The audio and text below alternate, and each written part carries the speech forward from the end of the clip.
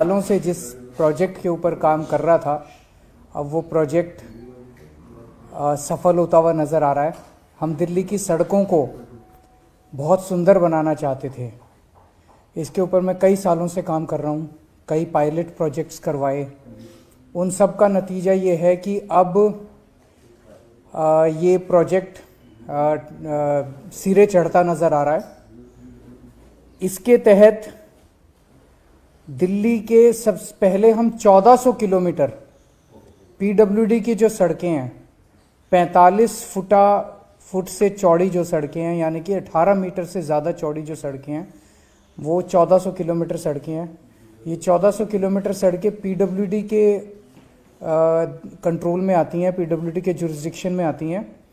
तो पीडब्ल्यूडी की सारी सड़कों को हम सुंदर बनाने जा रहे हैं, रिपेयर करने जा रहे हैं, ठीक करने जा रहे हैं। उस पर क्या क्या काम करने जा रहे हैं वो सब मैं अब आपको बताने जा रहा हूं। इसमें जितने भी फुटपाथ हैं और जितने भी सेंट्रल वर्ज हैं, आप देखते होंगे कई जगह फुटपाथ के ऊपर एक वो निकला हुआ स्लैब निकला हुआ है, कहीं कर्ब स्टोन निकला हुआ है, टूटे पड़े हैं, सेंट्रल वर्ज टूटे पड़े हैं, पत्थर इधर उधर हुए पड़े हैं। ये सारे रिपेयर किए जाएंगे। मैं शब्द रिपेयर इसलिए कर रहा हूं क्योंकि सरकारी पैसा लुटाने के लिए अभी तक देखा गया कि एक पत्थर टूटता है तो सारा फुटपाथ बदल देते हैं। हम ये नहीं करने जा रहे। जहां एक पत्थर टूटा है वो एक पत्थर को बदलेंगे, जहां 10 पत्थर टूटे हैं वह 10 पत्थर को बदलेंगे, रिप्लेस करेंगे पत्थरों को। लेकिन हम पूरे के पूरे पैसा बचाने के लिए सारा फुटपाथ नहीं बदलेंगे। सारे फुटपाथ रिपेयर किए जाएंगे, सेंट्रल वर्ज सारे रिपेयर किए जाएंगे, सारे मैन होल्स जो जो टूटे हुए हैं वो रिपेयर किए जाएंगे, जितने प्रीकास्ट स्लैब्स हैं वो टूटे हुए हैं वो रिप्लेस किए जाएंगे, साइनेजेस जितने हैं वो जहां जहां टूटे हैं वो सारे रिप्लेस किए जाएंगे, खंबे जो जो यहां पे सड़कों के ऊपर जो खंबे लगे हुए हैं बिजली के, वो जहां जहां टूटे हैं उनको ठीक किया जाएगा। जो बिजली काम नहीं कर रही खंभों पे, वो जो जो खराब है उसको ठीक किया जाएगा।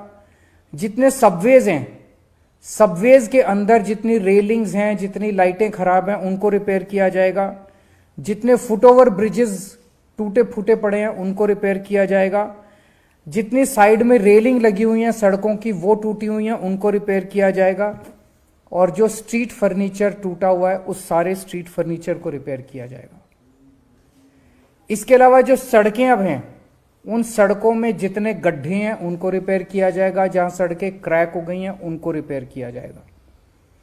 एक बार इनको सबको रिपेयर करने के बाद इन सब चीजों को हम उम्मीद करते हैं जिस दिन वर्क ऑर्डर होगा, वर्क ऑर्डर हमें उम्मीद है कि 20 मार्च के आसपास वर्क ऑर्डर हो जाएगा और 1 अप्रैल से काम चालू हो जाएगा। उसके 6 महीने के अंदर हमें उम्मीद है ये सारा रिपेयर का काम हम कंप्लीट कर लेंगे। उसके बाद 10 साल का हम कॉन्ट्रैक्ट दे रहे हैं कि फिर जब भी कुछ टूटेगा वो तुरंत रिपेयर किया जाएगा। उसके लिए फिर नया कोई कॉन्ट्रैक्ट देने की जरूरत नहीं पड़ेगी, नया कोई वो देने की जरूरत। अगले 10 साल का कॉन्ट्रैक्ट दे रहे हैं कि फिर कोई भी ब्रिज पे कुछ टूटा, फुटपाथ पे कुछ एक पत्थर टूटा, कहीं कुछ टूटेगा, तुरंत 24 घंटे के अंदर उसको रिप्लेस किया जाएगा, उसको रिपेयर किया जाएगा, ताकि हमारी सड़कें हमेशा चमकती और सुंदर नजर आए। 10 साल के लिए हम इसका रिपेयर का कॉन्ट्रैक्ट दे रहे हैं। उसी तरह से सड़कें अगर कहीं गड्ढा होगा उस गड्ढे को 24 घंटे के अंदर रिपेयर किया जाएगा। कहीं सड़क पे कोई क्रैक आएगा उस क्रैक को 24 घंटे के अंदर रिपेयर किया जाएगा। इन 10 साल के अंदर हर सड़क को 2 बार रीसर्फेसिंग की जाएगी। 5-5 साल के अंदर सड़क को रिपेयर करना होता है तो 2 बार इसकी रीसर्फेसिंग की जाएगी। और हम देखते हैं कि जितनी पेंटिंग है वो इतनी गंदी हो चुकी होती है, जो सेंटर की लाइन है, जेब्रा क्रॉसिंग है, फुटपाथ की जो पेंट है, तो हर 3-3 महीने के अंदर हमने कुछ किस्म की, जैसे जेब्रा क्रॉसिंग को हम 6-6 महीने में कर देंगे, लेकिन बीच वाली को 3-3 महीने में, कुछ पेंटिंग 3-3 महीने में की जाएगी और कुछ पेंटिंग 6-6 महीने में की जाएगी, ताकि साफ सुथरी सड़कें नजर आए। इसके बाद डेली हम लोग अपने फुटपाथ को, सड़कों को या तो डेली या हफ्ते में 3 बार वॉश किया जाएगा।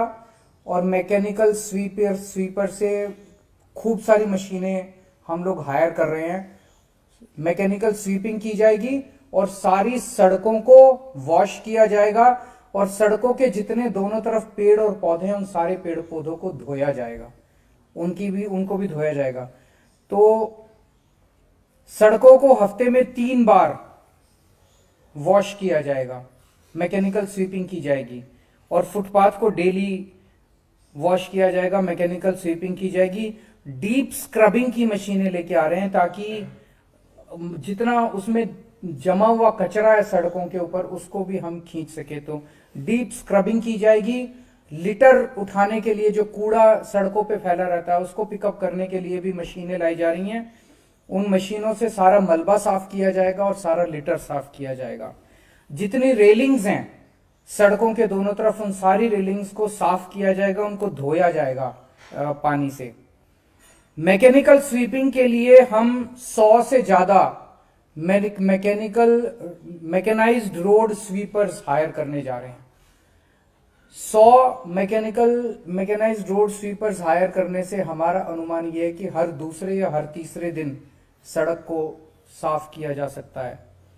150 से ज्यादा टैंकर्स और स्प्रिंकलर्स हायर किए जा रहे हैं। तो जो पीडब्ल्यूडी की सड़कें हैं 1400 किलोमीटर सड़कें, इन सड़कों के ऊपर इन 150 स्प्रिंकलर से डेली सड़कें धोई जाएंगी और सड़क के दोनों तरफ जो पेड़ पौधे हैं उनको धोया जाएगा। 250 के करीब एंटी स्मॉग गन्स कम स्प्रिंकलर्स को हायर किया जा रहा है। हमारी दिल्ली में 250 वार्ड है, 250 मशीनें हायर की जा रही हैं। तो एक वार्ड में एक मशीन दे दी जाएगी। ये उन वार्ड्स के अंदर पानी डेली इसके लिए जरूरत पड़ेगी दिल्ली की सारी सड़कें और फुटपाथ धोने के लिए।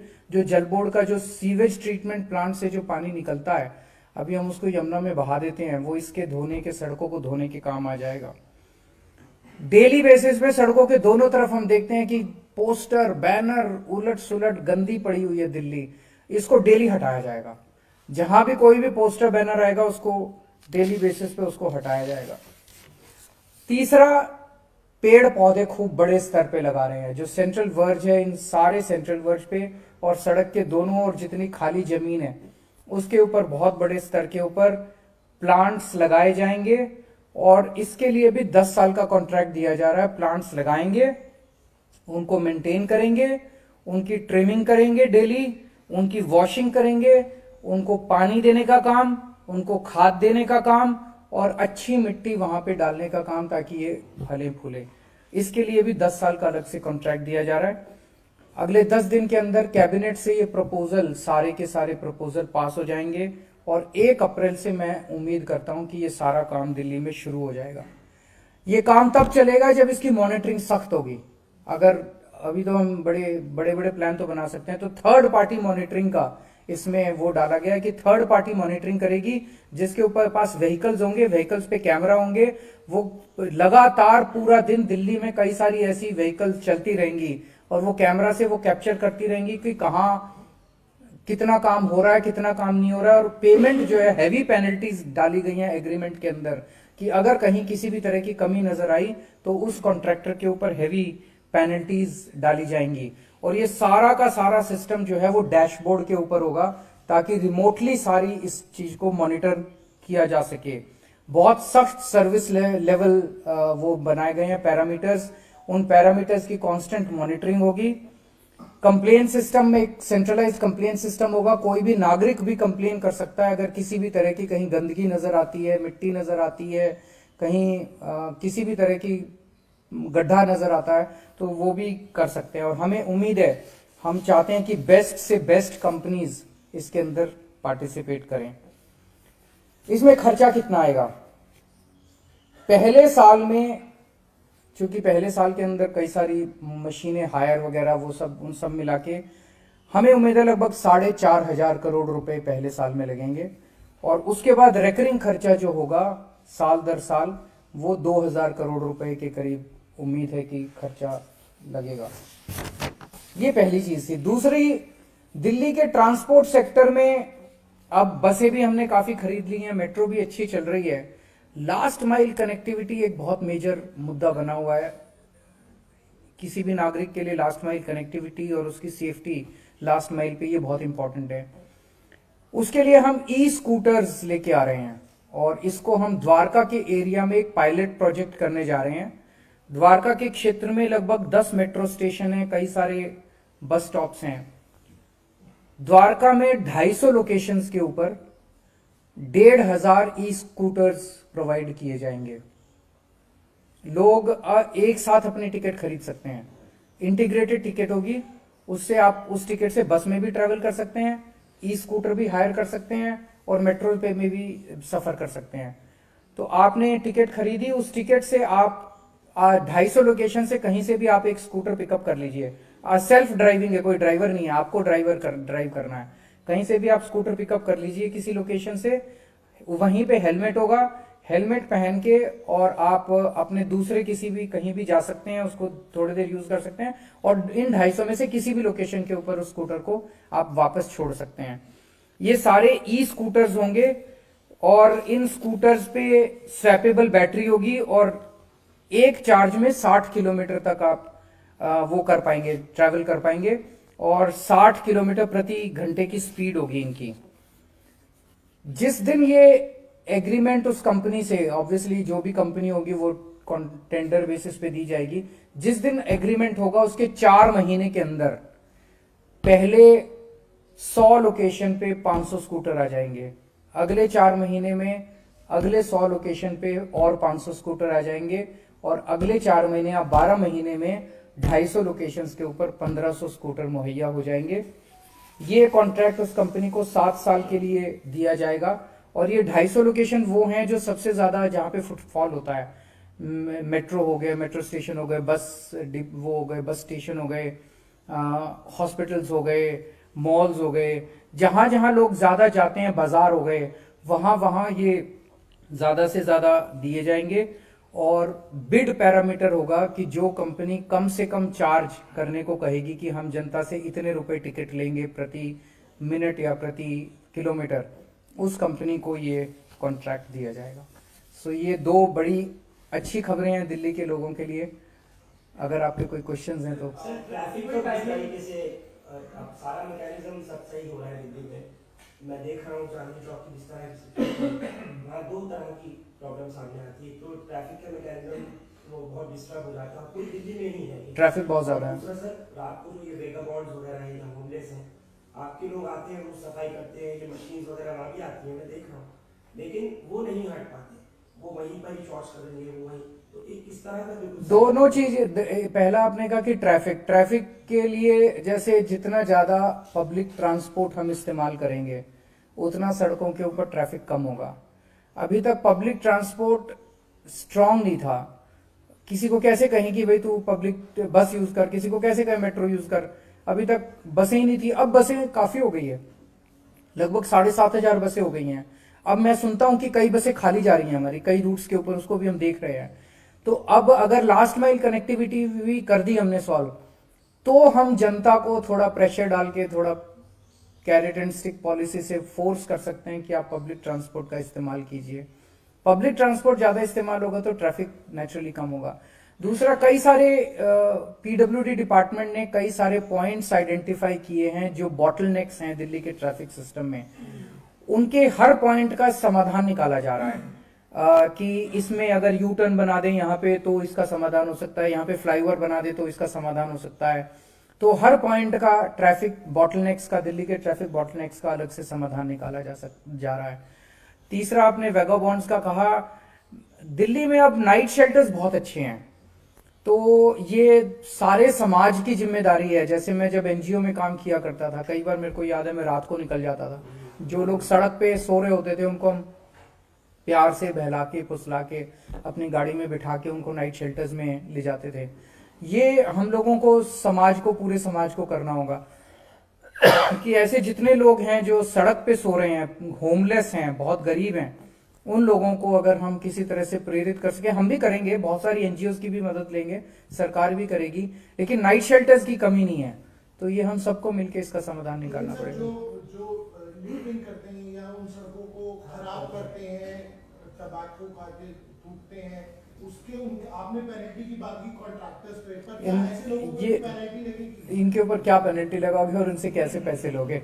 इनके पास तो, लेकिन इन लोगों को उठा के कहीं ना कहीं नाइट शेल्टर पे ले जाना पड़ेगा, उसके ऊपर थोड़ी सख्ती की जा सकती है, इसको थोड़ा सख्त करेंगे कि इनको जैसे जितने नाइट शेल्टर्स हैं वहां टॉयलेट की भी फैसिलिटी है, सब किस्म की फैसिलिटी है, लेकिन इनके साथ क्या है कि इन्होंने वहां पे अपना एक अड्डा जमाया हुआ है, अपनी जगह कब कैप्चर की हुई है, जो मैंने समझा था उन दिनों में, वो उसको छोड़ना नहीं चाहते जगह को, उनको लगता है नाइट शेल्टर में चले गए तो ये हमारी जगह कोई और कैप्चर कर लेगा, तो इसका समाधान निकालना पड़ेगा। लेकिन मैं आपकी बात से सहमत हूं कि जो होमलेस लोग हैं उनको नाइट शेल्टर्स में पहुंचाने की जरूरत है। लास्ट माइल एक्टिविटी में टाइमिंग वो बहुत इम्पोर्टेंट है, और क्या वहाँ पे सुरक्षा का भी फिर ध्यान रखा जाएगा कि अगर वहाँ पे इंडिपेंडेंटली लोगों को टिकट लेके स्कूटर पिक करना है तो उसकी टाइमिंग क्या होगी और सिक्योरिटी क्या होगी? टाइमिंग तो वर्कआउट की जा सकती है, वो एक बारी की, पर उसमें कोई बहुत ज्यादा दिक्कत नहीं है, कभी भी वो ले सकते हैं। मैं अभी ऑफ द कफ बोल रहा हूँ, लेकिन 24 घंटे भी हो सकता है, वो कभी भी जैसे लिया जा सकता है। लोग जानना चाहें तो टाइमिंग मैं बता दूंगा, मैं इसका वर्कआउट जैसे भी होगा मैं बता दूंगा। क्योंकि अभी पायलट प्रोजेक्ट आप बता रहे हैं, लेकिन इसमें ये कैसे सुनिश्चित होगा कि क्योंकि स्कूटर चलाएंगे तो आपको ड्राइविंग लाइसेंस भी चाहिए होगा? वो सब तो होगा, तो वो तो फिर जो भी लेगा, ड्राइविंग लाइसेंस अगर नहीं होगा, कल को अगर पुलिस ने रास्ते में पकड़ लिया तो जैसा उसके साथ अपने स्कूटर पे होता है वैसे उससे यानी सुविधा सिर्फ 18 साल की उम्र वालों के लिए है? नेचुरली वो सारी ट्रैफिक के नियम तो लागू होंगे। ये क्या ये स्कूटर जो आपने बताया है द्वारका के लिए, क्या आने वाले समय में ये वहीं रहेंगे या फिर नहीं, इस एक्सपेरिमेंट के बाद अगर ये सक्सेसफुल होता है, ये पायलट प्रोजेक्ट है, तो पूरी दिल्ली में इसको कर देंगे। फिर सर एलजी साहब ने आपको मुलाकात के लिए बुलाया, हालांकि आप कल थे नहीं। मैं उनका शुक्रिया अदा करता हूं कि उन्होंने मुलाकात के लिए बुलाया। कल मैं पंजाब गया हुआ था, पहले से डिसाइडेड था प्रोग्राम, अब जब भी अगला टाइम वो देंगे हम जाएंगे। सर मियां का चुनाव फिर नहीं होगा, नहीं, आप क्या कहना चाहेंगे? मैं उम्मीद करता हूँ जल्दी होगा। सर मुगल गार्डन का नाम बदल दिया है सरकार ने, उसे किस तरह से देखते हैं? आपने ध्यान रखिएगा। चलिए अब क्वेश्चन खत्म हो गया मुझे लगता है, थैंक यू।